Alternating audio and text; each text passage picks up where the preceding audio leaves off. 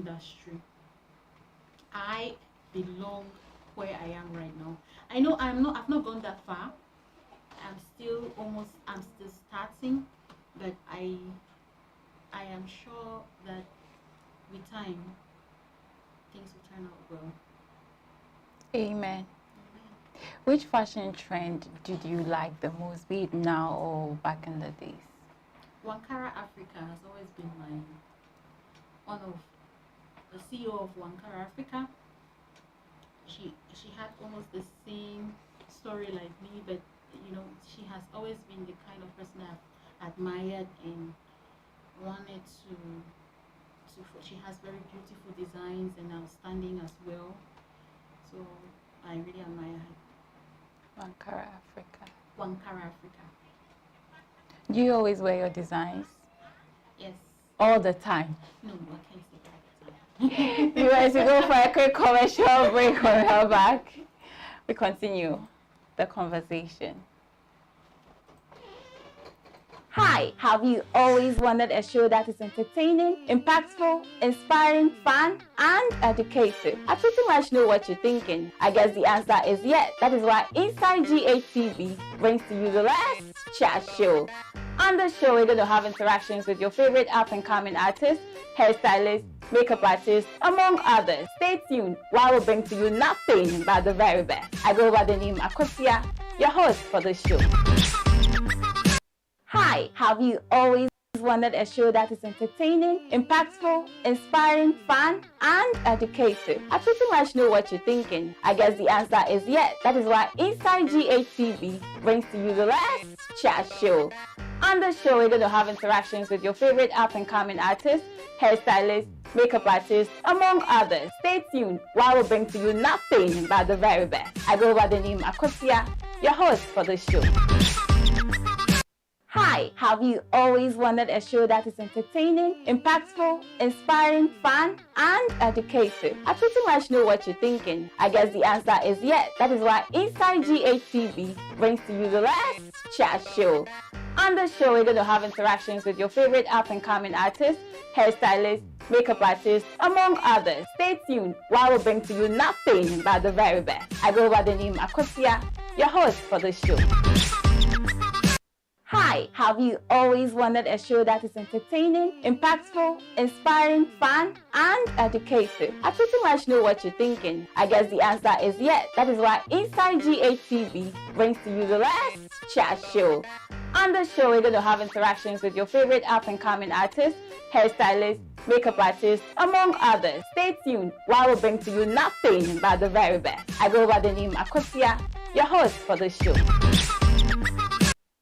Hi, have you always wanted a show that is entertaining, impactful, inspiring, fun, and educative? I pretty much know what you're thinking. I guess the answer is yes. That is why Inside GHTV brings to you the Let's Chat Show.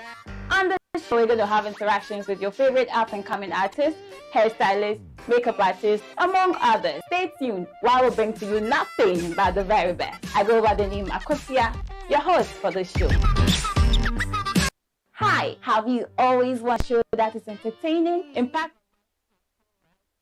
Studios of Inside GHTV, and it's still an up-close discussion with Aliyah Shantel, the fashion designer. She says that she always wears her designs. Oh, I got that wrong. Not all the time, right? I can't leave my bedroom to wear it.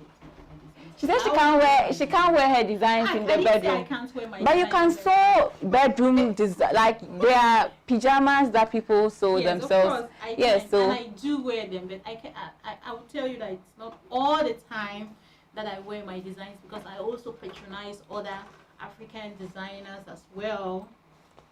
So I must tell you that I also have hoodies and t-shirts and stuff that I didn't stitch myself. I bought it maybe from Foles. So I can't wear my designs every day, but I do occasionally wear my own stuff. So that's you supporting other people's business? Yes, that's me. Patronizing other people's business. Please come and patronize her, because she would do same if she was in your shoes. Well, I see, I went to your page on IG And I realize you do a lot of kids stuff. Yes. Is it just kids designs you do? Like, do you sew for only kids? Yes, like I said before, I have been in fashion for a very long time as a crafter. I started off as a crafter, doing bags and shoes and revamping them as well. I started with car tire, turning car tire into furniture and other things. And I finally got to the dressmaking stuff. That is when I went into it professionally, got a training, basic training in it. And at that time, I was expecting my baby. So I can tell that my baby Inanna is what she's the person that actually encourages me to do kiddies.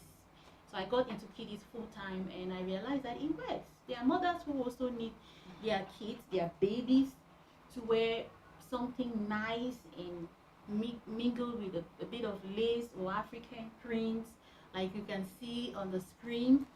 I made tutus. I made a lot of nice dresses for African babies, and why not even foreign kids as well. And people love my designs because it is not easy. It is not, sewing for kids is not, it's not the same thing as sewing for adults.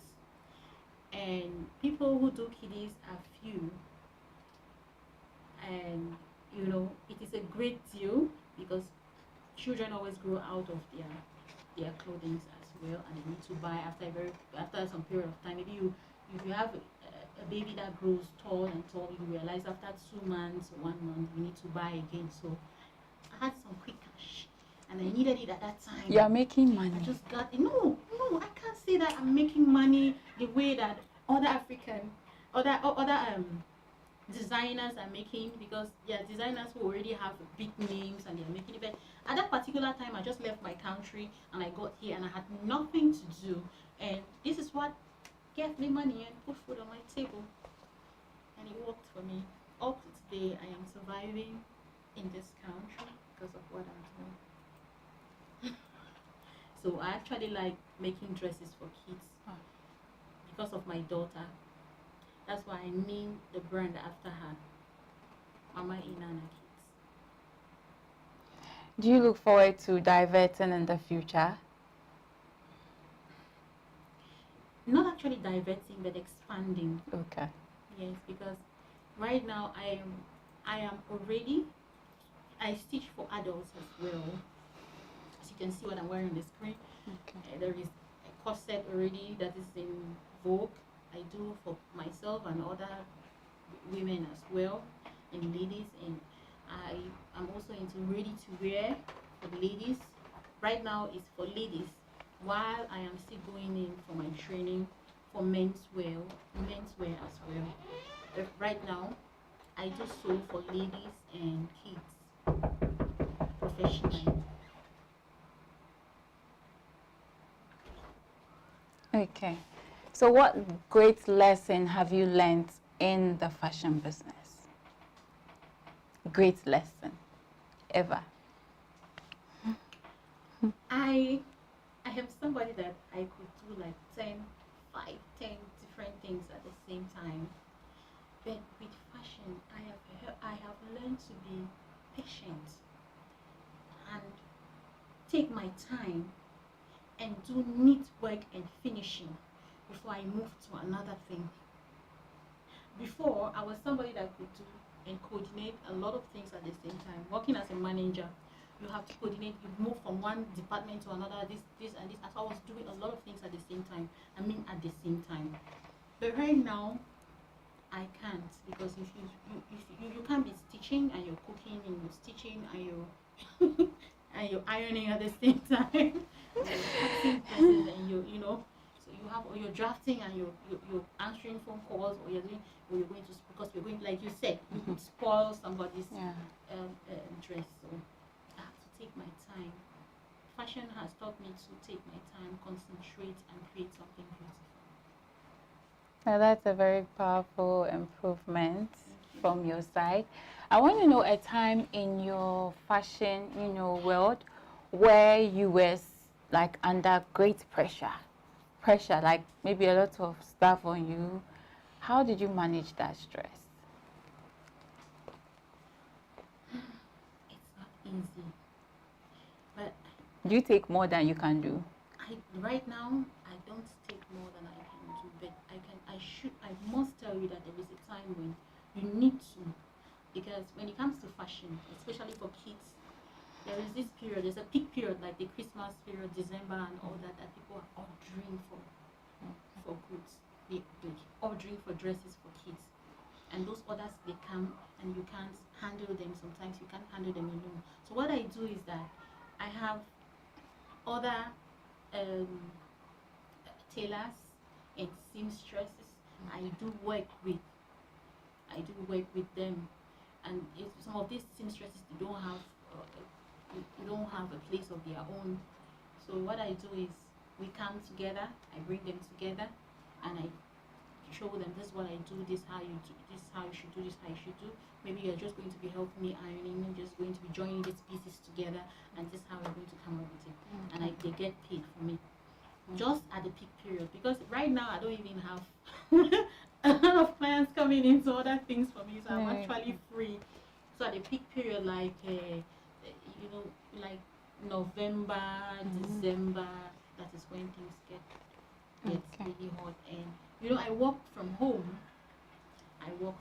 Right now, and I only have online shops. Yes, I don't have a shop of my own. So I work at home and I post my things, and people who are interested, they come and they get what they need to get. How are you utilizing social media? Are you on TikTok?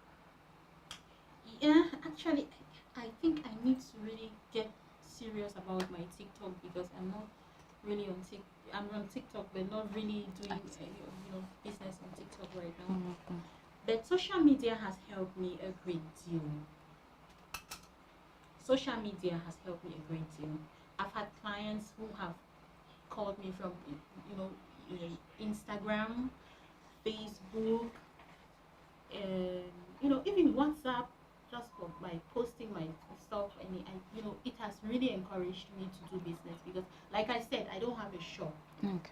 I don't have a shop or a place where I could now open up and say, do expose here. I only have a home workshop where I do produce my stuff, and people come for pickup or delivery, or they send their measurements if they need to, and then I do stuff for them.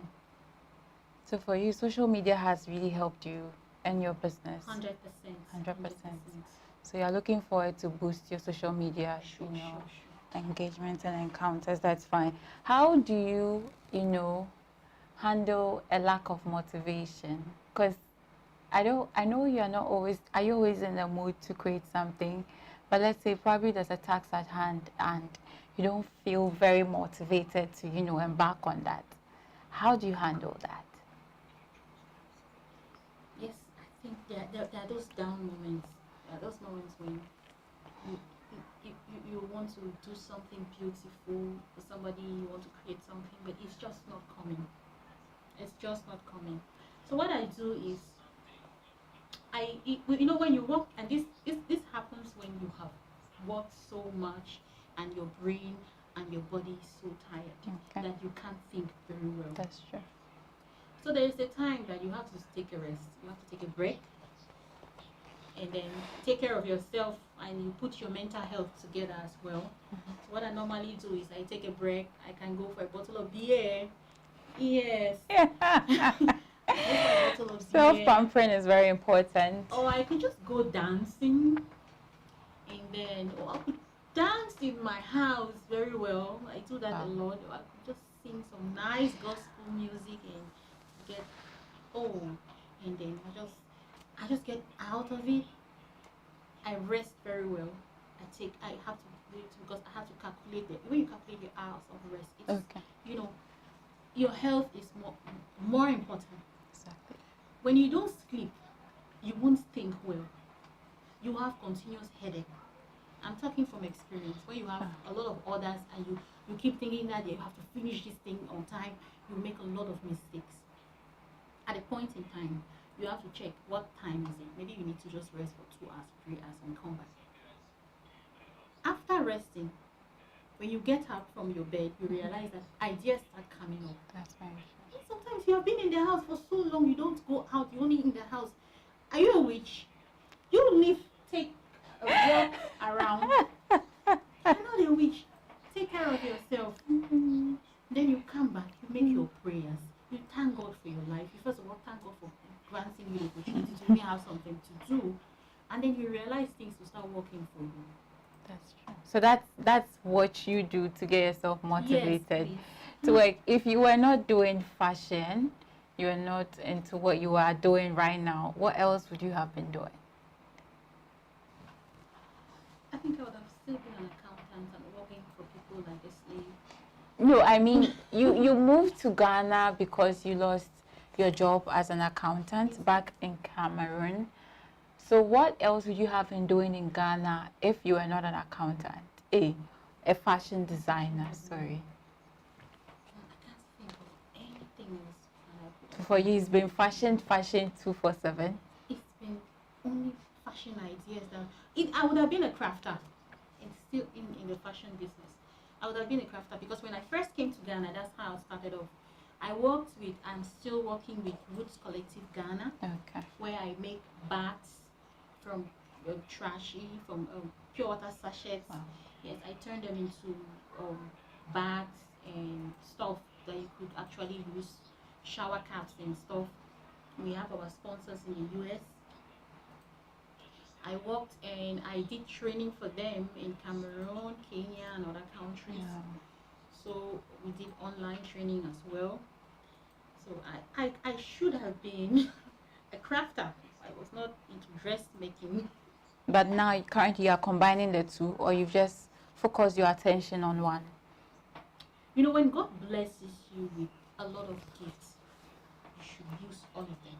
There's nothing like a master of this and this and this and that. To me, that's how I think about it. I believe God has blessed me with all these gifts. And when I have an opportunity to use any, I will.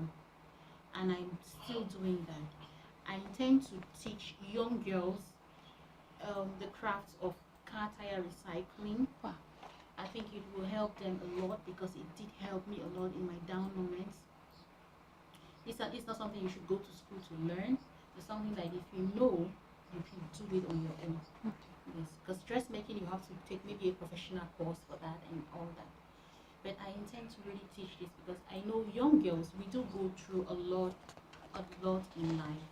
And you could see somebody just got into some stupid prostitution or stupid slave working for somebody for no good reason.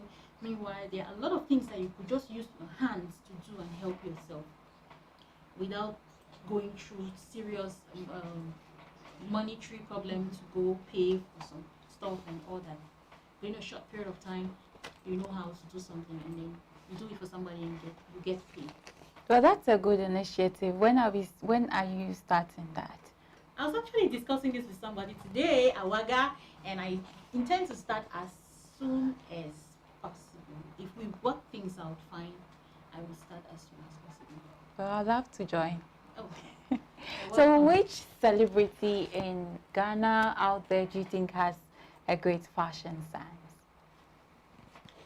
God, I don't really know names. You don't know names, but you can describe? There's this popular celebrity. She has a girl, Mom, is it Nana Yao? Or is it Nana Ba? Nana? Somebody. She has a kid and she has a baby girl. And Nana Mama Brown. Nana Mama Brown.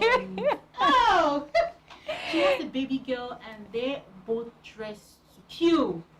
So I like the way they come out, and she's a very nice woman, beautiful one too. Is she the only one? For now, there are so many of them. I don't know names. I'm sorry. Okay, you're pardoned for that. Well, what are some of the where do you see yourself in the next 5 years in terms of you as a fashion designer? I actually want to create my own school where I can inspire youth to be able to do things for themselves in terms of crafts and in terms of fashion designing. Reason why I'm going in for this training, so I can have a professional degree, Okay. and then maybe have all the papers I need, and God willing, if things work out well for me, I have the finances I need, I'm ready to do that.